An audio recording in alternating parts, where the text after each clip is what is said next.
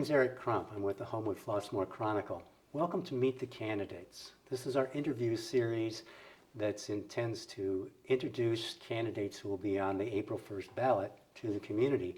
And today we're talking with Ashley Giddens, who is running for the Flossmoor District 161 Board of Education. Welcome, Ashley. Thank you for joining us. Thank you. Why don't we start with you just telling us what gave you the idea to run for the board, and what do you hope to accomplish if you're elected? Yes, I decided to run because unfortunately our district is underperforming right now in math, English, and language arts. And I want to be a part of that change to actually bring our district forward, because I think that the potential is there for us to thrive. And so with that stated, there are a few things that I think are essential to ensuring the district can improve. The first thing is, of course, improving academic I'm advocating for academic excellence. And so with that said, there needs to be some resources and some thought put into updating the academic resources that are available to children to make sure the teachers have the skills and the resources they need for the kids to thrive in the school district. The second thing is school safety. Right now there are issues with bullying in the school district, so I want to be a part of the change to advocate for better safety measures and mental health resources. And lastly, I want to promote more collaboration between the school district and families. Right now, standards-based grading was introduced within the school district in 161. So right now, kids are not receiving a B or a C. They instead are receiving a 1, 2, 3, or 4. Parents are unsure as to what these numbers mean. They are unsure as to how to properly support their child because they're receiving these numbers at the end of the quarter, not throughout the semester. So parents are confused as to why their child is receiving a 2, which is pretty low, when they were not unaware throughout the entire quarter that their child was underperforming. So I want to make sure all families and the teachers feel heard and supported, and be supportive, making sure we have points and means of collaboration and open dialogue so that everybody can work together and do better for the children. Thank you. The new assessment system is maybe a good place to focus in a little bit. I'm wondering if you have ideas for how that could have been rolled out differently and help parents understand exactly how it works and maybe have input on how it would work. Yes, from researching with other school districts, when they roll out standards-based grading, they make sure the teachers receive thorough development and thorough coaching and training on how to properly assess their students so that they can properly grade them, and also keep parents updated. Right now, I've spoken to teachers who have made me aware that they did not receive a lot of training on standards-based grading. They may have received 1 or 2 days of training, and they were told to essentially grade on this new standard. So I think that the teachers should have received more support to ensure they knew how to properly assess the students, and also from there, parents should be receiving more information throughout the school semester as to where their child stands, because if you receive a 2 at the end of the quarter, that's quite confusing and overwhelming to a parent, as you can imagine. Yeah, it's a new system too, and so we're not sure what that means. Yes. Maybe yet people are still getting used to it and everything. The communication aspect of that, I know, is one that you've been concerned about in general with the district. Reaching people is always a challenge because people consume information in different forms, social media or print or just discussions, meetings, etc. There's lots of different venues for that.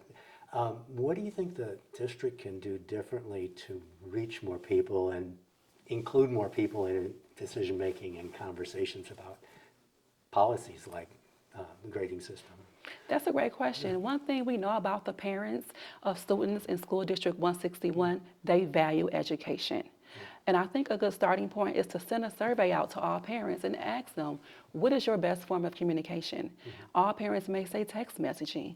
They may say email. They may say, you can just put the document in my child's folder and I'll read it when they get home. But step one has not been done.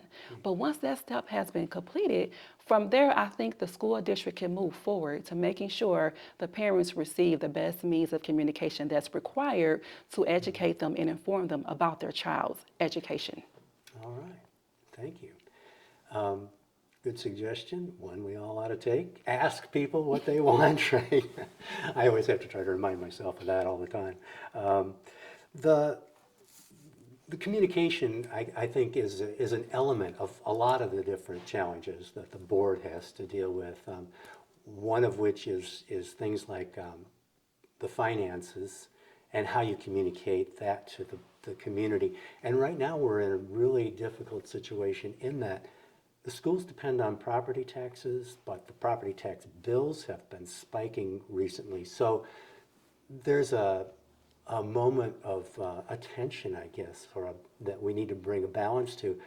How does the board communicate with the community about where their property taxes are being spent and how to deal with those high bills too? It's a system that nobody here built, but how do you think the board can help the community deal with it? Yes, it goes back to making sure we understand how to better communicate with the residents. So once you have that step done, you can, from there, you can send them that communication so they can understand where their property taxes are going, and also have a clear understanding as why taxes may be going up or why they are staying the same. With that done, I think we can work together, have that collaboration that I am fighting for and I think we need, and everyone will be on the same page and have a clear understanding. We just talk to each other and listen, like you said. Yes. All right. Another thing that impacts the school finances in a big way is dealing with all the facilities, which are very expensive to maintain and improve. And I know the district has some projects ongoing, one that just started, which is the Heather Hill school renovation. I wonder what your thoughts are about the district's plans for renovating schools and maintaining them, and again, how the community can learn about the importance of the facilities. Yes. For this project, the district decided to go with a construction company that is known to work with schools. So this school is trusted, it's understood that they know how to properly plan out construction at a school site to ensure children are kept safe and that they are not in an area of danger. So I think for this particular project, the district was good in carrying that project out. And going forward, the district can continue to, well, they should send home a document to parents in the mail, letting them know, hey, this project is coming up, so that you can know what to expect, how to pick your child up, what's a safe zone, what's a bad zone, just how they send us documents in the mail when it's time, when our kids receive their scores for testing, or when it's time for registration and things of that nature. Okay, thanks. Another impact on finances may not be dramatic, but it could be significant, is the potential for the Department of Education to be eliminated. And that's created a lot of uncertainty because no one knows where the funding will go, whether it will continue, what will happen to the programs that the department manages, and so on. So even though that's a difficult thing to wrestle with, it is something the board could face in the coming year or two. And I wondered if you've given thought to how the board could help the district navigate the uncertainty of the possibility of losing the Department of Education at the federal level. Yes, absolutely. Right now, as it stands, the school district receives around under $2 million from the federal government for educational expenses. Most of our monies comes from the property taxes. So, and also the school district has reserves. So the school district is definitely in a position where if the Department of Education is shut down, they will still be able to operate because, like I said, not much of our funding comes from the federal government. So I think that with that, I would be able to support the superintendent to ensure he's able to still make sure that kids have the resources that they need to thrive and excel academically. Okay. That could be an adventure, so yeah. Another thing you mentioned earlier, I thought might be good to revisit real quickly. The emotional and health of the students and teachers was kind of thrown into challenging times with the pandemic, but we're still dealing with the fallout, I think, of that. And you mentioned that bullying remains a problem, that's related to the emotional health of the students who are doing the bullying and the ones who are receiving the Yes. bullying. But it's a difficult problem to solve. I mean, have you got ideas or have you done research on what districts can do to mitigate that and help everyone be more healthy? Yes, I think a part of educating kids on how to deal with bullying is to make sure the kids understand how to deal with conflicts. And from there, you can support the kids on understanding, okay, just because me and Billy are not getting along today, let's just separate, let's give each other some time apart, and then tomorrow, let's start off fresh. Let's talk through things and see, okay, can we play together today? They're kids. They may not get along today, but they go home, they play, they forget about things, they wake up, it's a new day, and they are okay. However, as adults, we can't just sweep things under the rug. We have to address these issues so that we can move forward and not have these bullying issues. Yeah. Are there programs that the district could implement that would like help in a broad way with those kinds of conflicts that students experience? Yes, I think that there are tools that the school can implement in a sense where if they may not want to spend the money on funding for a program, they can at least provide the teachers with tools to make sure the kids understand how to deal with conflicts. So that goes from just educating kids on understanding we may not get along every day. However, we have to respect each other. And then tomorrow, let's start off fresh. Let's make sure we know that we are supposed to not push each other, not be mean to each other, not call each other names, because that's not kind. We want to make sure we're putting those principles in place so that kids can understand how to have good character and get along with each other.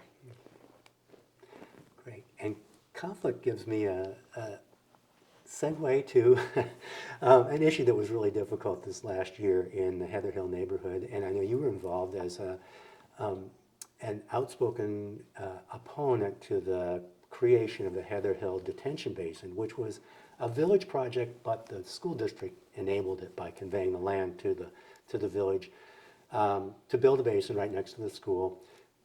You had concerns about safety, especially. Now that the basin is basically finished, I was wondering what your thoughts were about how the district can move forward in addressing safety concerns, because I'm sure that they still exist. So. Yes, and that's a good question. The safety concern still exists. The basin is 20 feet deep. So if a child were to fall, you cannot hear them down in the bottom of the basin because it would be 20 feet deep. Essentially, it was understood that there would be cameras installed so that if a child were to fall in the basin, then the police department would be aware that someone's down there. However, more recently, we have been informed by the village that they are no longer going to install those cameras. However, I conducted some research and I learned about storm traps. And that's a company where they're able to keep the basin where it is, but they will build they can kind of install concrete on top of the basin so that we can restore the green space and so that we don't have to have the concerns of, oh my goodness, can my child climb over this fence, which is only 6 feet tall, and it can easily be climbed over, and can they fall? Because right now, parents still have that concern. We have a large population of autistic children at the school, and they do not understand the concept of fear or danger. So there is still a concern for parents with special needs children that they can easily get over the fence because they may see it as an obstacle course, and they can get down there and get injured, and you may not know they are there until it's too late. So you think there's actually another construction step that could be taken that would make it safer. Yes, I wasn't aware until I learned about the company and I spoke to them. Essentially, there are schools throughout the nation that have detention basins, but they have storm traps on top of them.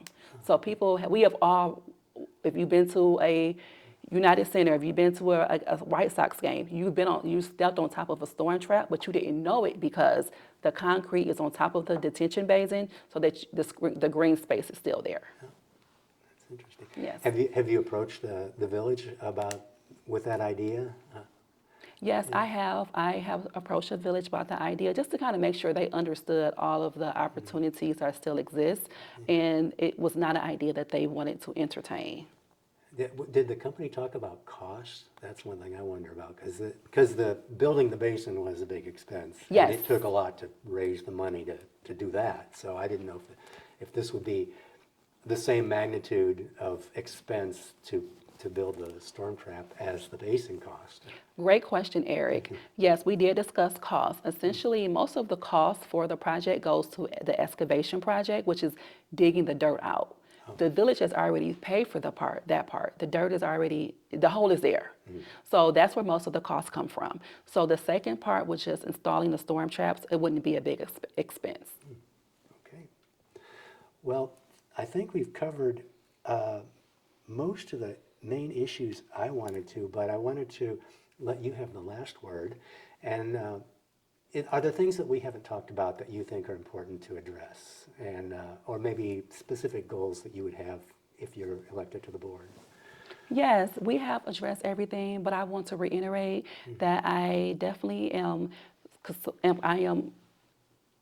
I would like to reiterate that I am a proud mother, a Flossmoor resident, a community advocate, and also I have been involved with our schools through the Heather Hill Elementary Schools PTO. With that said, I have a great background and areas of expertise that I can bring to the board to make sure our kids, our school districts, and our families feel supported. So I really ask for everyone to vote for me on April the 1st and provide me with your support. All right. Well, thank you very much for being with us. We appreciate you taking the time, and good luck on April 1st. Thank you.